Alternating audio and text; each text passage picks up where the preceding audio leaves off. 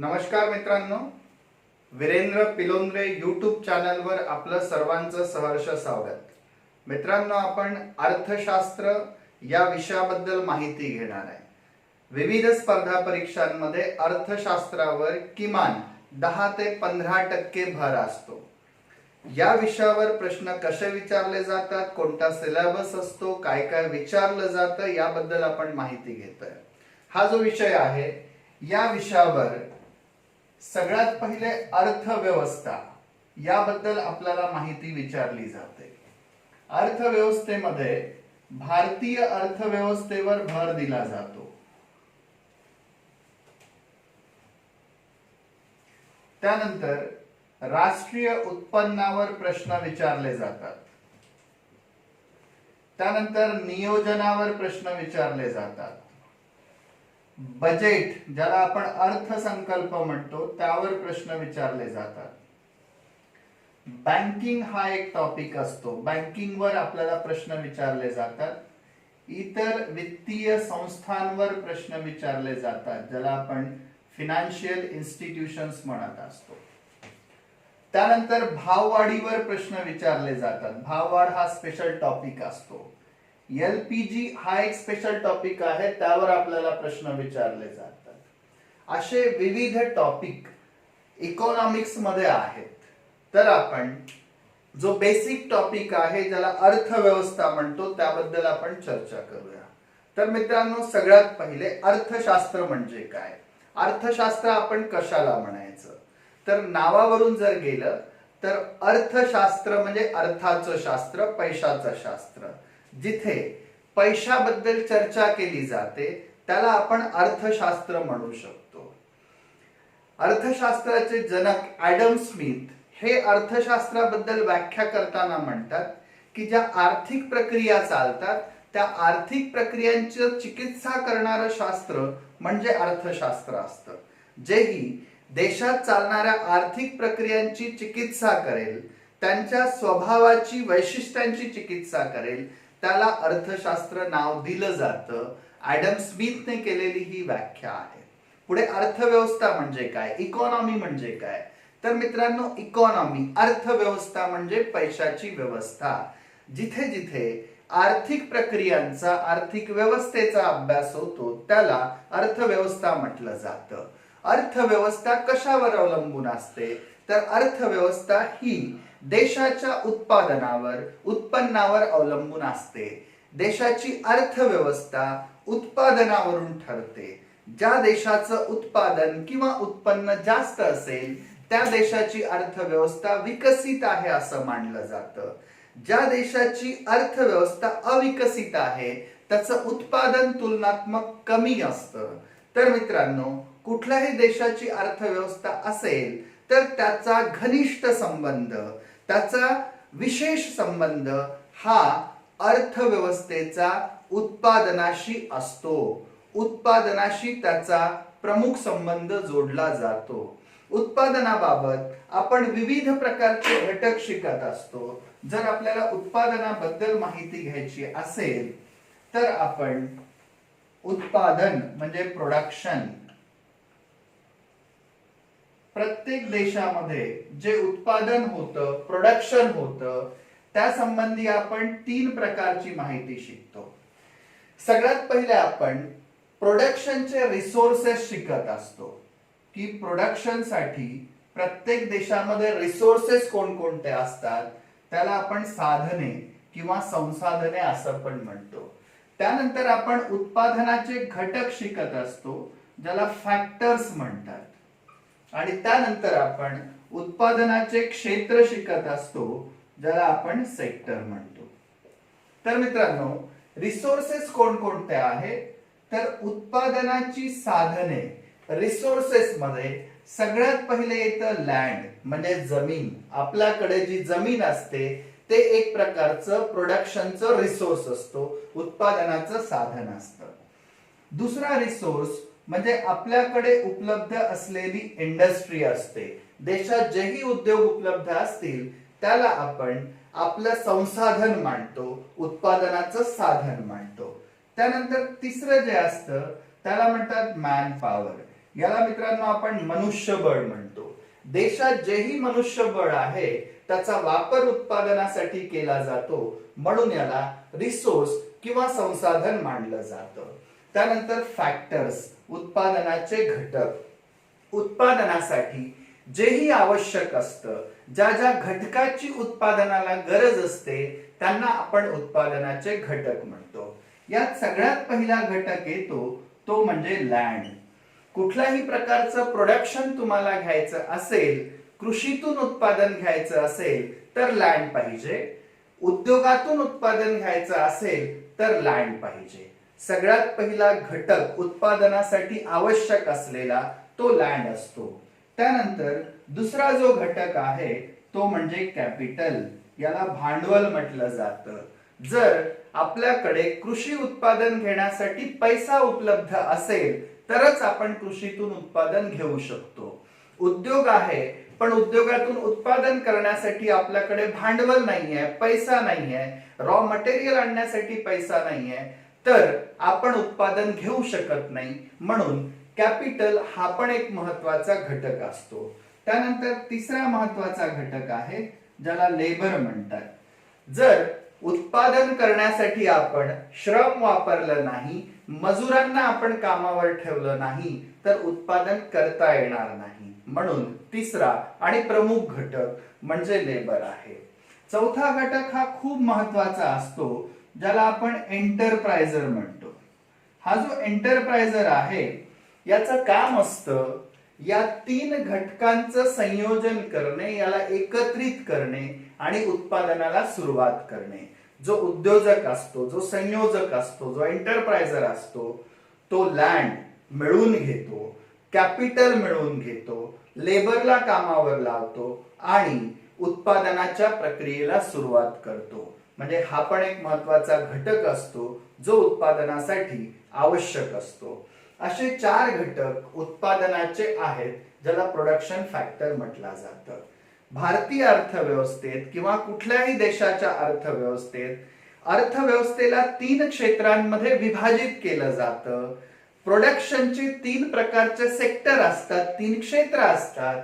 इथे production sector मध्ये पहिल्या सेक्टरला प्रायमरी सेक्टर म्हटलं जातं, ज्याला आपण प्राथमिक क्षेत्र म्हणतो. कृषी क्षेत्र आणि कृषीशी संबंधित क्षेत्र या क्षेत्राचा भाग असतात, ज्याला आपण ऍग्रीकल्चर अँड अलाइड सेक्टर असं नाव देतो. त्याच्यानंतर दुसरं सेक्टर आहे ज्याला सेकंडरी सेक्टर म्हटलं जातं. सेकंडरी सेक्टर इथे सर्व प्रकारची उद्योग येतात. मोठे उद्योग, मध्यम उद्योग, लघु उद्योग, सूक्ष्म उद्योग या सर्व प्रकारच्या उद्योगांचा समावेश यामध्ये होतो. तिसरा क्षेत्र असतं त्याला आपण सर्व्हिस सेक्टर नाव देतो, सेवा क्षेत्र असं नाव देतो. यामध्ये शिक्षण सेवा, आरोग्य सेवा, वाहतूक सेवा इत्यादी सर्व सेवांचा समावेश केला जातो. कुठल्याही अर्थव्यवस्थेमध्ये उत्पादनाचे क्षेत्र 3 प्रकारचे असतात आणि त्या क्षेत्रनिहाय उत्पादन गणलं जातं. कोणत्याही अर्थव्यवस्थेत सगळ्यात महत्वाचा घटक हा प्रोडक्शन आहे आणि प्रोडक्शनशी संबंधित 3 बाबी आहेत. पहिलं प्रोडक्शनची साधने म्हणजे उत्पादनाची साधने, दुसरे उत्पादनाचे घटक आणि तिसरे उत्पादनाचे क्षेत्र. या सर्वांबाबत आपण डिटेल चर्चा करू. लँड ही उत्पादनासाठी कशी महत्वाची आहे, तर जोपर्यंत आपल्याकडे लँड नसेल तोपर्यंत आपण कुठल्याही प्रकारचं उत्पादन घेऊ शकणार नाही. भारताच्या अर्थव्यवस्थेशी आपण याला जोडू. जर भारताच्या अर्थव्यवस्थेशी आपण याला जोडलं तर भारतात एकूण 32,87,263 चौरस किलोमीटर लँड अवेलेबल आहे. 328.73 मिलियन हेक्टर लँड आपल्या जवळ अवेलेबल आहे. या लँडचा जर आपण पुरेपूर वापर केला, योग्य वापर केला तर आपल्या देशाचं उत्पादन वाढू शकतं. दुसरा भाग आहे इंडस्ट्री. भारतामध्ये स्वातंत्र्यानंतर इंडस्ट्रीची संख्या मुळातच कमी होती. आता आपण इंडस्ट्रीची संख्या वाढवण्याचा प्रयत्न करतोय. हळूहळू उद्योगांची संख्या वाढत चाललेली आहे, तरी पण सर्वांना रोजगार उपलब्ध होईल इतकी उद्योगाची संख्या भारतात नाही. तिसरं आहे मॅन पॉवर. भारतात मॅन पॉवरची, मनुष्यबळाची कमतरताच नाही.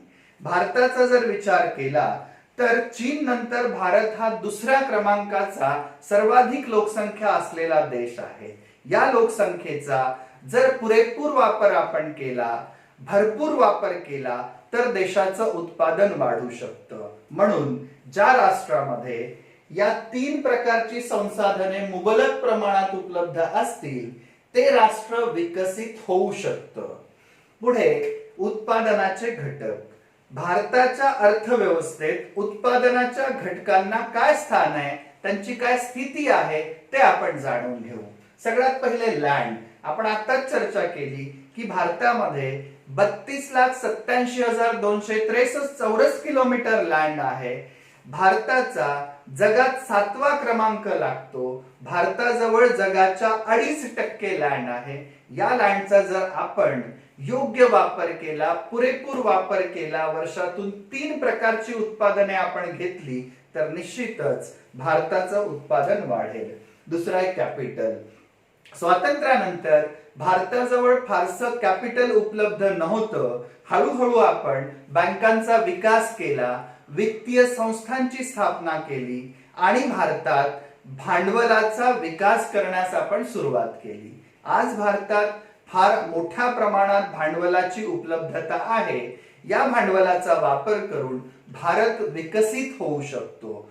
त्याचप्रमाणे आपण परकीय भांडवलाचा वापर गुंतवणुकीसाठी भारतात करतोय, म्हणजे भांडवल आपण जगातून मिळवू शकतो आणि उत्पादनात वाढ घडवून आणू शकतो. तिसरा आहे लेबर. लेबर, मनुष्यबळ, मजूर, श्रम यामध्ये भारतात काहीही कमतरता नाही. भारताजवळ फार मोठ्या प्रमाणात लेबर आहे. समस्या आहे ती स्किल्ड लेबरची. भारतात प्रामुख्याने अनस्किल्ड लेबरचा भरणा जास्त आहे. एका आकडेवारीनुसार फक्त भारतात 2.3% वर्कफोर्स, मॅन पॉवर हा फक्त स्किल्ड आहे. तर लेबरची समस्या भारतात नाही आहे, पण स्किल्ड लेबरची समस्या भारतात आहे. जर आपण जास्तीत जास्त लोकांना स्किल्ड केलं तर भारताची ही समस्या संपू शकते. भारतामध्ये 15 जुलै 2015 नॅशनल स्किल डेव्हलपमेंट मिशन सुरू झालंय. केंद्र सरकारने या मिशन अंतर्गत भारतातील 400 मिलियन लोकांना कुशल बनवण्याचा संकल्प घेतलाय आणि भारत सरकार 400 मिलियन लोकांना कौशल्यपूर्ण मजूर बनवणार आहे, स्किल्ड लेबर बनवणार आहे. त्याच्यानंतर येतं एंटरप्राइजर. हा घटक एकदम महत्वाचा आहे मित्रांनो. हा घटक संयोजक आहे. हा स्किल्ड व्यक्ती आहे, जो उद्योग सुरू करतो असा व्यक्ती आहे, जो शेतीतून उत्पादन घेतो असा व्यक्ती आहे. हा व्यक्ती असेल तर लँड नाही तर हा लँड कलेक्ट करतो. याच्याकडे भांडवल नसेल तर हा भांडवल कलेक्ट करतो. मजूर नसेल तर मजूर आणतो आणि उत्पादनाची प्रक्रिया हा चालवतो. म्हणून हा महत्वाचा घटक असतो. पुढे येतोय आपण उत्पादनाच्या क्षेत्राकडे. भारतामध्ये जे प्राथमिक क्षेत्र आहे ते फार मोठ्या प्रमाणात अवेलेबल आहे. भारतातली जास्तीत जास्त लोकसंख्या, आजही 65% लोकसंख्या ही प्राथमिक क्षेत्रामध्ये गुंतलेली आहे.